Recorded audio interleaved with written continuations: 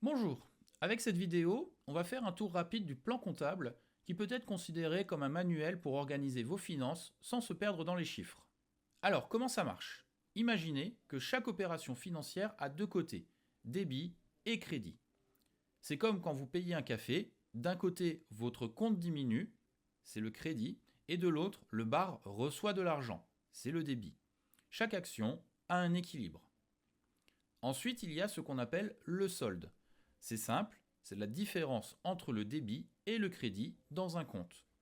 Si vous avez plus de débit que de crédit, c'est que vous avez payé plus que ce que vous avez reçu. Et là, ça pique un peu.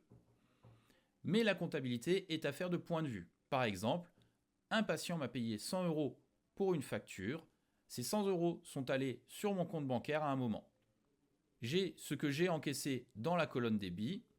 Si j'avais eu des dépenses, elles apparaîtraient dans la colonne crédit. Donc le plus important à retenir, c'est que comme le solde, c'est le crédit moins le débit, si le solde est négatif, alors vous avez entré plus d'argent que vous en avez dépensé. En tout cas, sachez que le plan comptable est immuable. Il a une logique, un peu comme un numéro à délit. On parle de compte de classe comptable pour trier vos écritures. Par exemple, les comptes de classe 1 sont les capitaux propres, le stock d'argent qui appartient à l'entreprise. La classe 2, ce sont les immobilisations, les gros achats que vous allez utiliser longtemps. Le 3, ce sont les stocks, ce que vous avez en réserve, votre matériel, vos fournitures.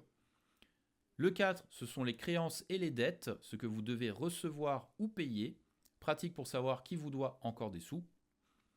En 5, on a la trésorerie, l'argent dans vos comptes, à vérifier souvent pour éviter des mauvaises surprises.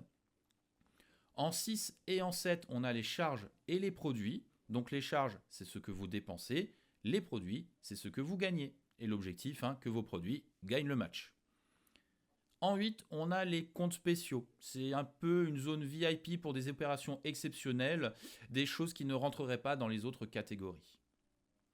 Alors, tout ça, ça ne sert pas juste à vous casser la tête. À la fin de l'année, tous ces jolis chiffres vont être résumés dans la 2035, votre déclaration de revenus pour les pro-libéraux.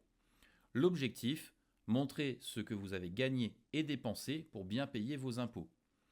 Mais notez que dans la dernière colonne, il y a des lettres qui correspondent aux cases de la 2035. Et parfois, plusieurs comptes sont associés à la même case. Alors, si vous avez un doute ou que vous vous dites « mais je dois vraiment détailler chaque partie de mes taxes ?»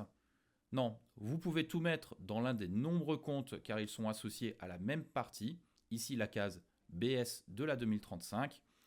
Certes, ce sera moins beau, moins propre dans le suivi, mais ce ne sera pas faux.